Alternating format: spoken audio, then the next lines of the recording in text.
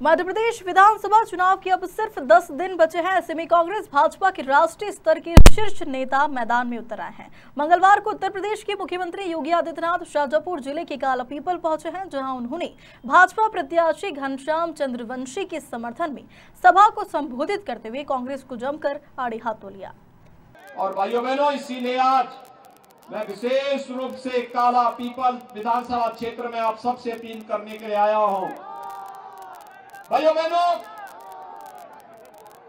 आपने देखा होगा कांग्रेस इस समस्या को समस्या ही बने देना चाहती थी, क्योंकि कांग्रेस की नियति है समस्या, कांग्रेस की पहचान है समस्या।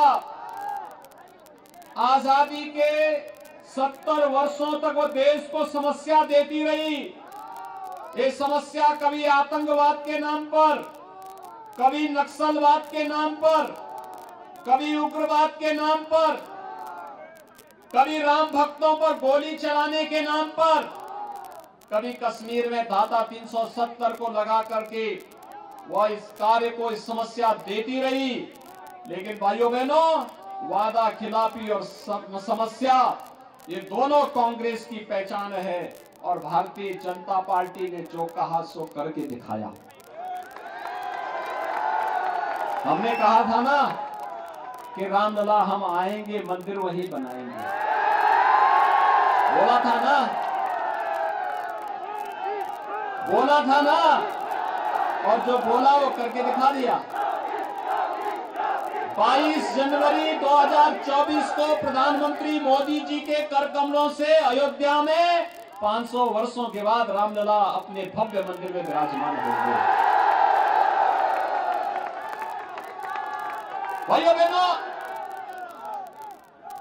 कांग्रेस अगर समस्या का समाधान चाहती, 1947 में देश की आजादी के बाद, 1952 में पहले चुनाव के बाद, वह कभी भी हर घर में शौचालय बनाने का कार्यक्रम कर सकती थी, हर गरीब को घर दे सकती थी, हर गांव तक बिजली पहुंचा सकती थी, हर परिवार को रसोई गैस के उज्ज्वला योजना के कनेक्शन दे सकती थी, भूख से मर रहे लोगों के लिए अन्न की व्यवस्था कर सकती थी, बीमारी से तड़पते हुए लोगों के लिए भी स्वास्थ्य बीमा का कवर दे सकती थी।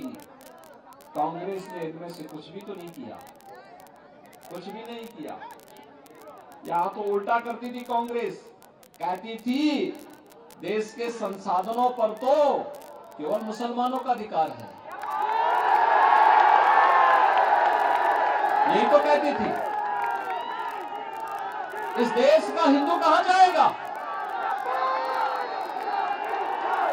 कहां जाएगा?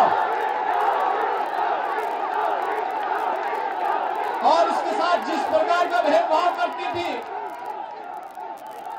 भाइयों बहनों, यह देश और इस देश की युवा पीढ़ी को कांग्रेस को कभी माफ नहीं करना चाहिए, कभी माफ नहीं करना चाहिए।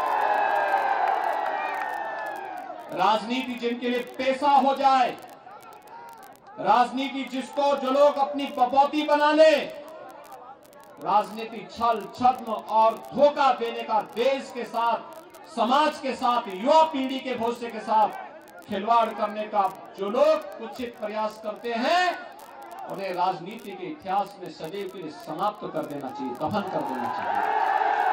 उनके लिए राजनीति की दुकानें हमेशा के लिए बंद हो जानी चाहिए।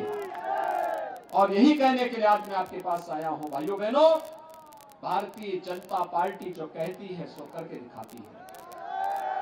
हमने जो कहा, प्रधानमंत्री मोदी जी ने मात्र 9.5 वर्ष के अंदर वैश्विक मंच पर भारत की प्रतिष्ठा बढ़ाई, पूरे भारत को एक भारत श्रेष्ठ भारत के रूप में स्थापित कर दिया।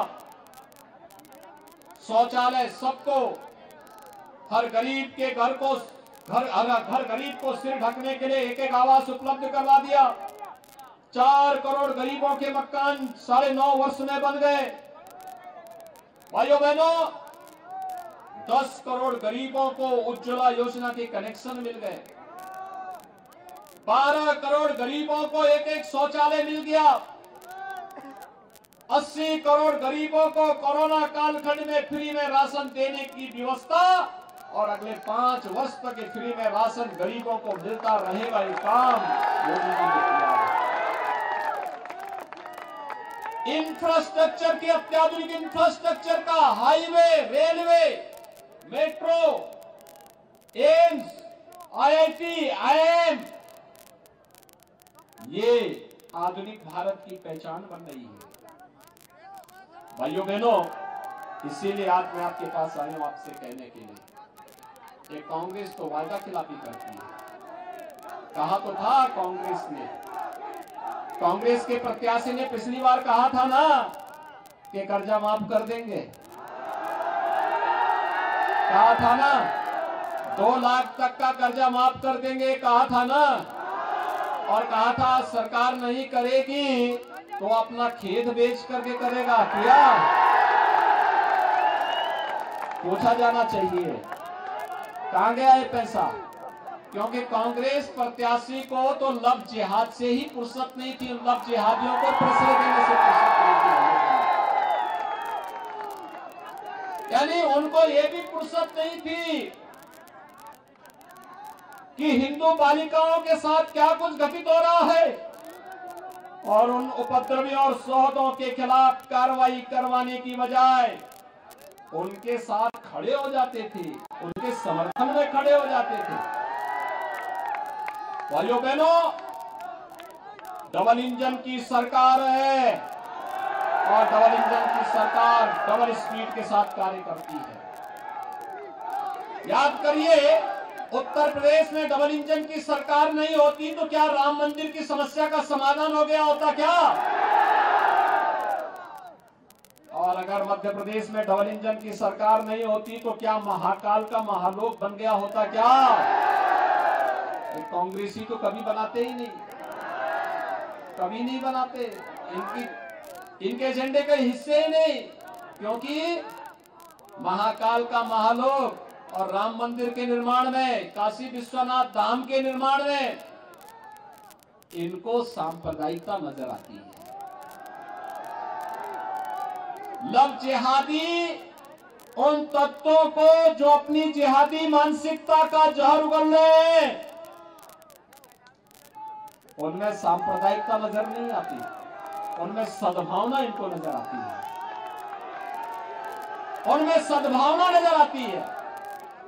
लेकिन राम मंदिर इनके लिए सांप्रदायिकता का प्रतीक है, और राम मंदिर हमारे लिए राष्ट्रीयता का प्रतीक है, भारत की राष्ट्रीयता का प्रतीक। ये राष्ट्र मंदिर है, भारत के अंदर राम राज्य की आधारशिला को रखने का प्रयास है। बिना भेदभाव के सबके साथ न्याय हो सके, सबका साथ और सबके विकास की भावना के साथ हम सब मिलकर के कार्य कर सके, भारत को दुनिया की एक सबसे बड़ी ताकत के रूप में स्थापित कर सके, हमारा भारत फिर से विश्व गुरु के रूप में स्थापित हो, इस भाव के साथ राम मंदिर के निर्माण के अभियान के साथ हम सब जुड़े हैं। और इसमें भाइयों बहनों, काला पीपल में मैं विशेष रूप से आया हूं। मुझे बताया गया कि सभा कल कहीं दूसरी जगह होनी थी, लेकिन यहां पर कर दी गई, और यहां पर भी मैं देख रहा हूं रेला है, रेला रेला। आप सबका मैं अभिनंदन करता हूं, केवल आपसे एक ही अपील करता हूं, भारतीय जनता पार्टी ने अपने युवा और जुझारू कार्यकर्ता को प्रत्याशी बनाकर के उतारा है। एक युवा और जुझारू कार्यकर्ता जो एक कार्यकर्ता के रूप में कार्य करेगा, एक योग्य जनप्रतिनिधि के रूप में सरकार के पास यहां की समस्या को रखेगा, और काला पीपल को भी महाकाल लोक की अनुभूति कराने की दिशा में अग्रसर कराएगा। योजनाओं का लाभ यहां हर गांव, हर गरीब, हर किसान, हर नौजवान, हर महिला, हर बेटी तक पहुंचाने का कार्य करेगी। और भाइयों बहनों, पिछले 20 वर्ष में अगर बीच के 1-1.5 वर्ष के कार्यकाल को छोड़ दें तो शेष शिवराज सिंह जी के नेतृत्व में भारतीय जनता पार्टी की सरकार ने मध्य प्रदेश को बीमारू राज्य की श्रेणी से मुक्त कराने में बड़ी सफलता प्राप्त की।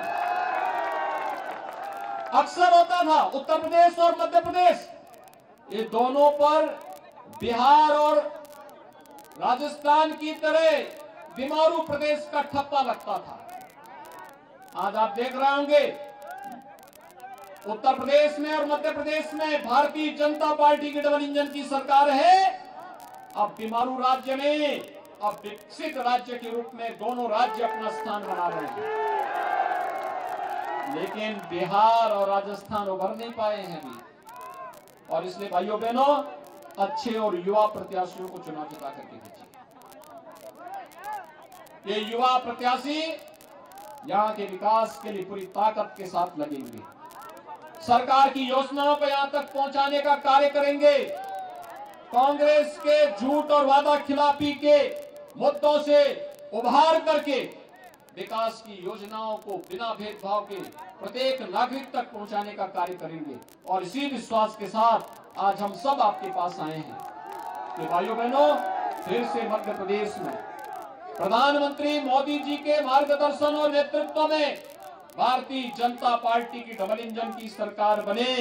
मध्य प्रदेश के विकास के लिए, विकसित मध्य प्रदेश के लिए और आत्मनिर्भर भारत के लिए यह आवश्यक है। और इसी के लिए भारतीय जनता पार्टी ने अपने प्रत्याशी को यहाँ पर आपके बीच में से घनश्याम चंद्रवंशी को अपना प्रत्याशी बनाकर के आपके बीच उतारा है।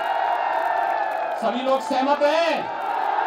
कमल चुनाव चिन्ह पर कांग्रेस के वादा खिलाफी और झूठ को दफन करने के लिए दीपावली है।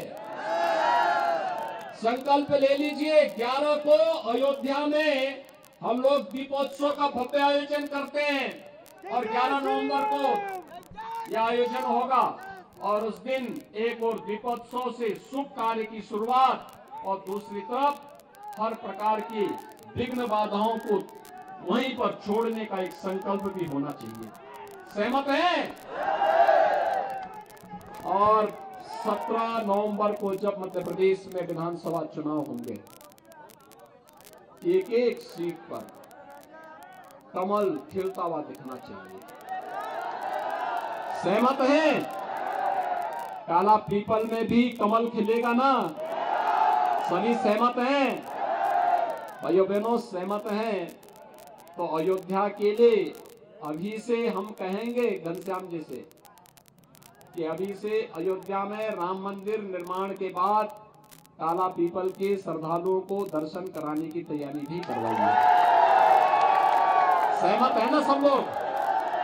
तो कमल चुनाव चिन्ह पर घनश्याम जी को भारी बहुमत से विजयी बनाने की अपील करते हुए अपनी वाणी को देता हूं विराम। मेरे साथ बोलेंगे जय जय श्री राम, जय जय श्री राम। शाजापुर से दीपक सक्सेना की रिपोर्ट।